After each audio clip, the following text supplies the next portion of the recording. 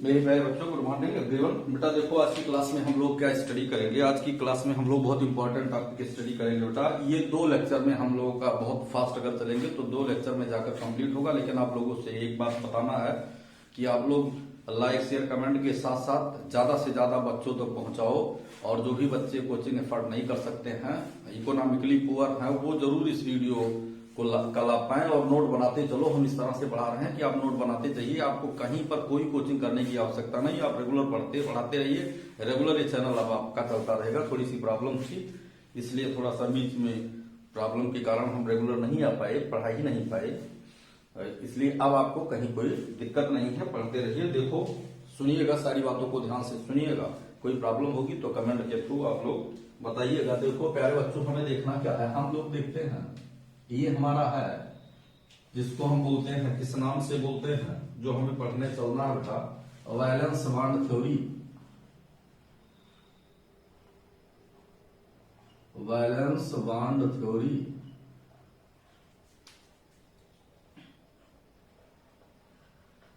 प्यारे बच्चों देखो, वैलेंस बांड थ्योरी को शॉर्ट फॉर्म में हम बीवीटी बोलते हैं। बीवीटी के नाम से जानते हैं। वैलेंस बांड थ्योरी वीवीटी के नाम से जानते हैं। देखो इसमें हमें करना क्या है, इसमें कुछ साइंटिस्ट का नाम आता है, उनका हम नाम पहले लिख देते हैं। साइंटिस्ट जो थे उसमें एक थे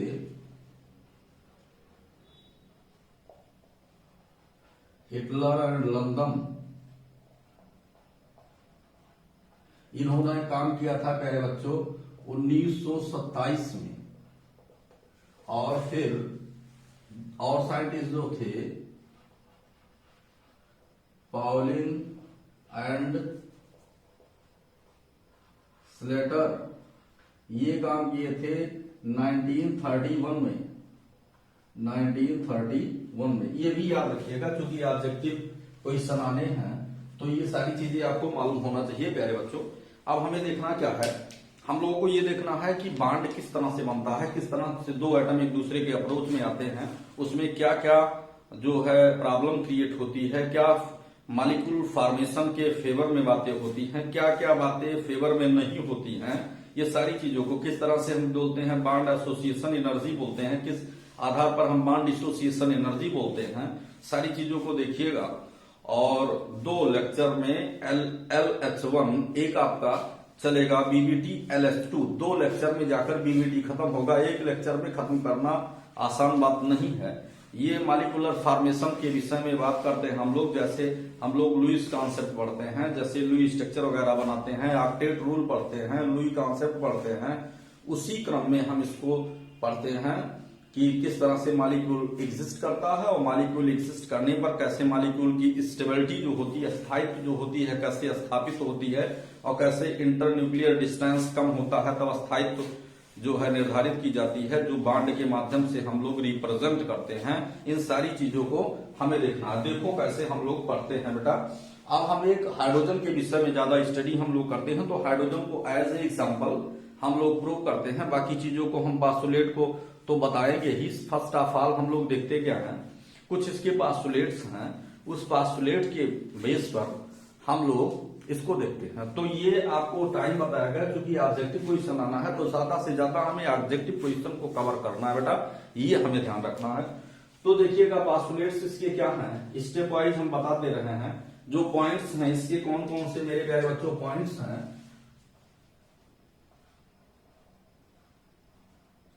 इसके पॉइंट्स हैं, जो इंपॉर्टेंट पॉइंट्स हैं वैलेंस बांड थ्योरी के, वो क्या क्या हैं। पहला पॉइंट ये है बेटा, जब बांड बनता है तो ध्यान दीजिएगा वैलेंस बांड थ्योरी ये किससे रिलेटेड है, ध्यान दीजिएगा। ये वैलेंस सेल इलेक्ट्रॉन से रिलेटेड है। ये वैलेंस सेल इलेक्ट्रॉन से रिलेटेड है। तो पहला पास्टुलेट ही आपका वैलेंस सेल इलेक्ट्रॉन से रिलेटेड है। वैलेंस सेल इलेक्ट्रॉन से रिलेटेड है तो फर्स्ट पास्टुलेट पर हम बात करेंगे कि वैलेंस सेल इलेक्ट्रॉन की ही बातें हम लोग कहेंगे। तो बेटा देखो पहला पॉइंट हम क्या लिखेंगे, फर्स्ट पॉइंट हम लिखेंगे प्यारे बच्चों, देखिएगा इसमें हम लिखेंगे during the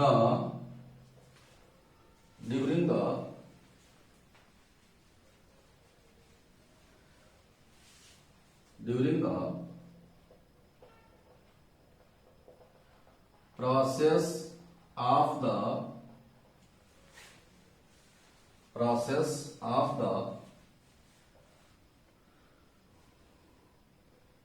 covalent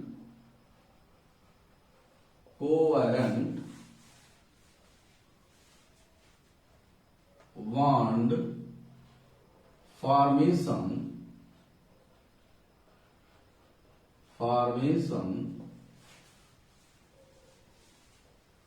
only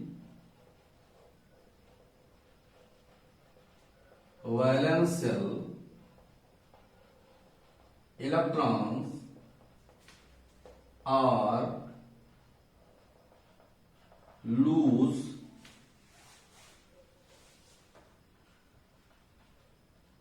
their identity. देखिए जब ये बॉन्ड फॉर्मेशन होता है प्यारे बच्चों, तो उस समय संयोजी कोष का जो इलेक्ट्रॉन होता है, संयोजी कोष का जो इलेक्ट्रॉन होता है, जो बाह्य कक्षा का इलेक्ट्रॉन होता है, वही अपनी आइडेंटिटी को लूज करता है। वो अपनी आइडेंटिटी को लूज करता है। जो इनर सेल इलेक्ट्रॉन होते हैं वो अपनी आइडेंटिटी को लूज नहीं करते। आइडेंटिटी मीन्स अपनी पहचान को वो लूज नहीं करते हैं। तो ये हमें ध्यान देना है during the process of the covalent. आपको ये भी देखना है कि valence bond theory are not applicable for ionic bonding. ये आयनिक बॉन्ड के लिए एप्लीकेबल नहीं है, ये केवल कोवैलेंट बॉन्ड के लिए एप्लीकेबल है। ये हाइड्रोजन बॉन्ड के लिए भी एप्लीकेबल नहीं है, मेटालिक बॉन्ड के लिए भी एप्लीकेबल नहीं है, ये केवल कोवैलेंट बॉन्ड के लिए एप्लीकेबल है। ये ध्यान रखना है। इसीलिए हमने कोवैलेंट यहां पर लिख दिया। बहुत सारी जगह आपको लिखा नहीं मिलेगा, ये क्लियर कट हम बता दे रहे हैं। During the process of the covalent bond formation, covalent bond कैसे बनता है इसको आप जानते हो। कोवैलेंट बॉन्ड बेटा कैसे बनता है? इलेक्ट्रॉन युग्मों की साझेदारी से। इलेक्ट्रॉन जब आपस में दो परमाणु या दो से अधिक परमाणु जब आपस में साझेदारी करते हैं तो ऐसी स्थिति में कोवैलेंट बॉन्ड बनता है।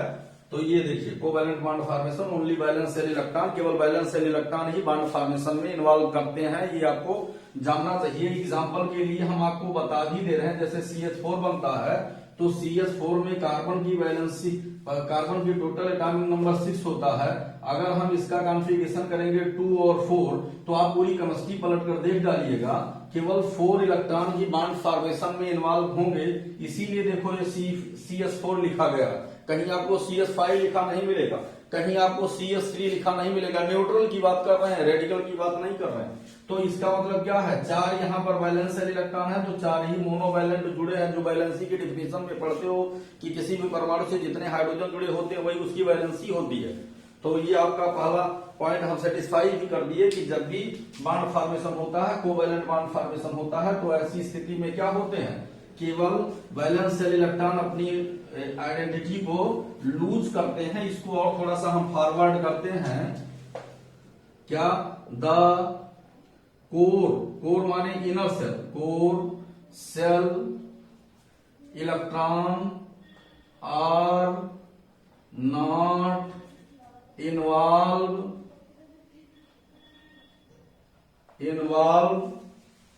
इन the bonding.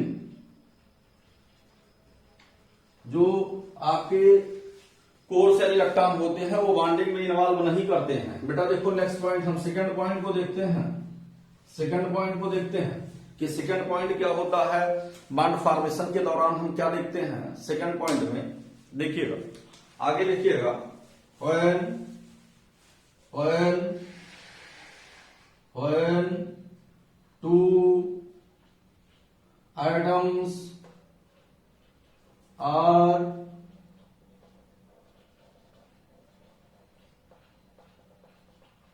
approaches with each other,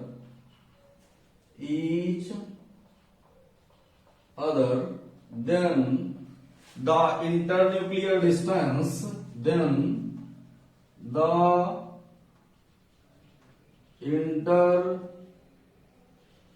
internuclear distance or decreases, which are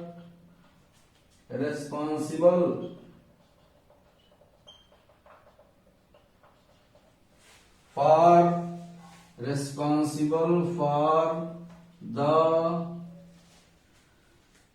bond strength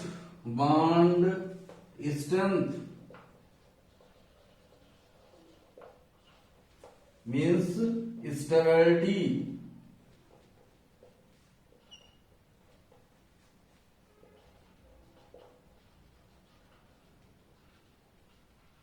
stability, ये देखिएगा, इसका मतलब हम लोग क्या देखते हैं, when two atoms are approaches with each other, जब दो एटम एक दूसरे के अप्रोच में आते हैं तो ऐसी स्थिति में क्या होता है, इंटरन्यूक्लियर डिस्टेंस की वैल्यू क्या होती है, घट जाती है। इंटरन्यूक्लियर डिस्टेंस की वैल्यू क्या होती है, घट जाती है। और जब इंटरन्यूक्लियर डिस्टेंस की वैल्यू घट जाती है तो वही जो इंटरन्यूक्लियर डिस्टेंस की वैल्यू घटती है वही वैल्यू जो है बॉन्ड स्ट्रेंथ को अपडेट करती है। प्यारे बच्चों, अगला पॉइंट को देखिएगा, नेक्स्ट पॉइंट नंबर 3 को हम लिखते हैं। 3rd पॉइंट में हम क्या लिखेंगे प्यारे बच्चों, देखिएगा, when the covalent bond are formed then the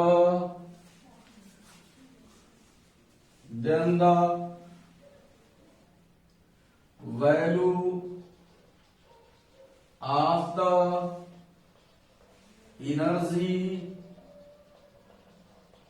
or decreases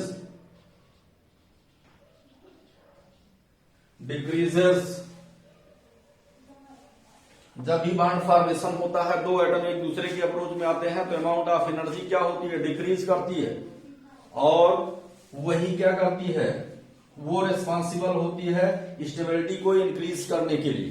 ठीक है, अगला पॉइंट लिखिएगा, नेक्स्ट पॉइंट को बेटा हम बताते हैं, इसको लिख लीजिए। अगले नेक्स्ट पॉइंट को बताते हैं कि, तो ये हो गया, आगे देखिएगा पॉइंट नंबर 4 को हम बताते हैं। पहले बच्चों इसको लिख लीजिए, फिर पॉइंट नंबर 4 को हम बताते हैं। आगे देखिएगा, पॉइंट नंबर 4 पर हमें क्या मिलता है कि जब बॉन्ड फॉर्मेशन होता है और उनकी स्ट्रेंथ की एक्चुअल हम बातें करते हैं तो वो टाइप्स ऑफ ओवरलैपिंग पर बेसिकली डिपेंड करता है, लेकिन फिर भी हम देखते हैं कि क्रम से ये प्रोसेस होती है, और जब क्रम से प्रोसेस होती है तो मिनिमम जो इंटरन्यूक्लियर डिस्टेंस होता है उसी को बॉन्ड लेंथ बोलते हैं। प्यारे बच्चों देखो, आगे बढ़ते हैं तो हमें क्या मिलता है, देखिएगा, चौथा पॉइंट देखिए, लिखा है when the covalent bond are form then the value of the energy are decrease. आगे देखते हैं, the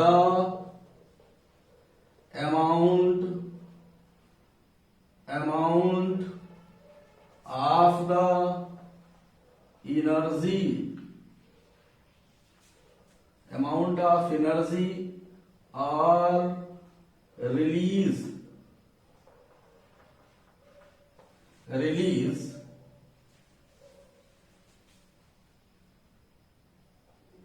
released or amount of energy are released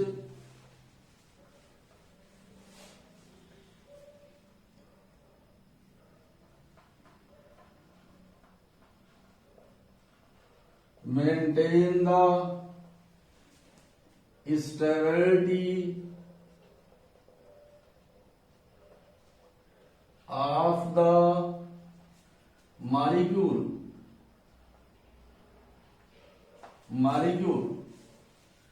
जो अमाउंट ऑफ एनर्जी निकलती है वही जो है स्टेबिलिटी को अपडेट करती है। ठीक है ना, ये प्रोसेस कैसी होती है, एज लाइक एक्सोथर्मिक प्रोसेस होती है, एंडोथर्मिक नहीं, एज लाइक एक्सोथर्मिक प्रोसेस होती है। नेक्स्ट पॉइंट को हम लिखते हैं प्यारे बच्चों, 5th पॉइंट को क्या लिखेंगे, 5th पॉइंट को हम लिखेंगे, अगला पॉइंट पॉइंट नंबर 5 में हम देखते हैं कि जो अमाउंट ऑफ एनर्जी रिलीज होती है उस अमाउंट ऑफ एनर्जी पर हम लोग क्या देखते हैं कि मैक्सिमम ओवरलैपिंग अगर हो रही है तो मैक्सिमम ओवरलैपिंग में हम लोग ये देखते हैं कि स्टेबिलिटी अपडेट होती है मैक्सिमम ओवरलैपिंग में। ठीक है, तो देखिएगा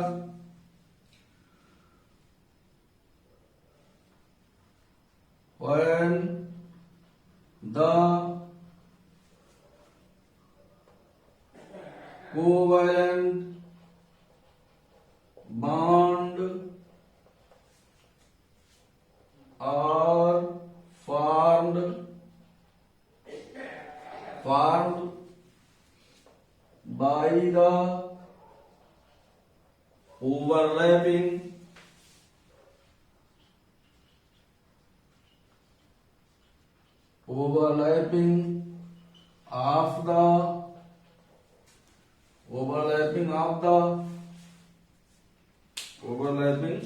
of the SS SP or PP orbitals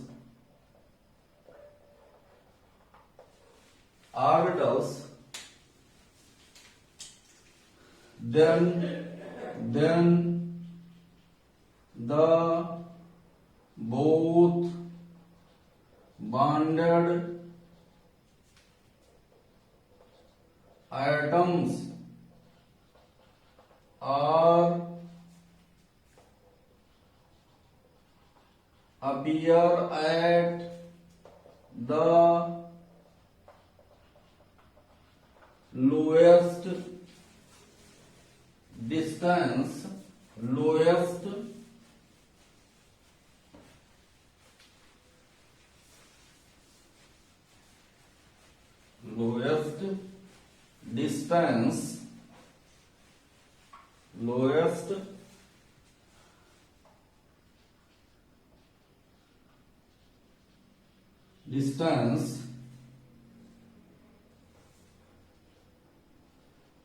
which are known as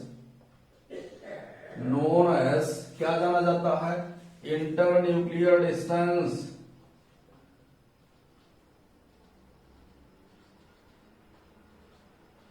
distance और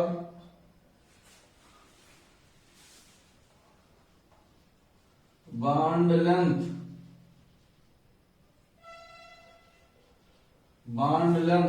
और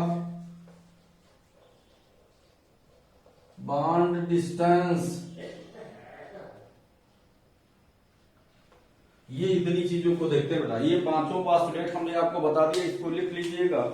अब कल की क्लास में हम 2 हाइड्रोजन एटम को लेकर बेटा इन सारे पास्टुलेट को फॉलो कराएंगे और यहाँ पर पोटेंशियल एनर्जी डायग्राम को हम रिप्रेजेंट करेंगे कि जैसे जैसे हम नीचे आते हैं वैसे वैसे एनर्जी डिक्रीज करती है, स्टेबिलिटी अपडेट होती है, दोनों एटम एक दूसरे के पास आते हैं, एटलीस्ट बॉन्डिंग को कर लेते हैं। और बॉन्डिंग की सिचुएशन ये हो सकती है चाहे एसएस ऑर्बिटल मिल रहे हो, चाहे एसपी ऑर्बिटल मिल रहे हो, चाहे पीपी ऑर्बिटल मिल रहे हो, इसी पर हमें डिस्कशन करना है। इसको पढ़िए, ये LH1 है किसका, बीबीटी का। ज्यादा से ज्यादा बच्चों को शेयर कीजिए, सब्सक्राइब कीजिए और आगे बढ़ाइए। और जो पेड बैच है, जो भी पेड बैच कहीं कोई पढ़ा रहा हो इससे कंपेयर कीजिए, तो उसके बाद फिर मिलिएगा, बताइएगा।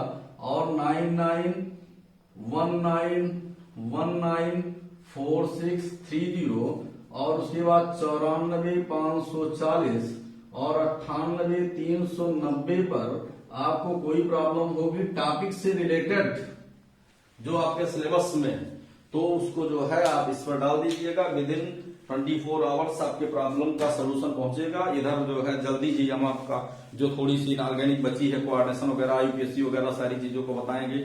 और आप अंसाल पेपर को लेकर बैठिए और सारे क्वेश्चन आपको मिलना चाहिए, ये जानना आपके लिए मस्ट है। और बस ज्यादा से ज्यादा एक वीक के बाद हम जो है कभी संडे में क्या करेंगे, पूरा पेपर ही सॉल्व करवाएंगे। 100 क्वेश्चन अगर सॉल्व करवाएंगे तो मान कर चलिएगा कि 500 से ऊपर की संख्या वो होगी। एक एक पॉइंट को बढ़िया से बताएंगे। Thanks a lot everyone for sincerely watching my video.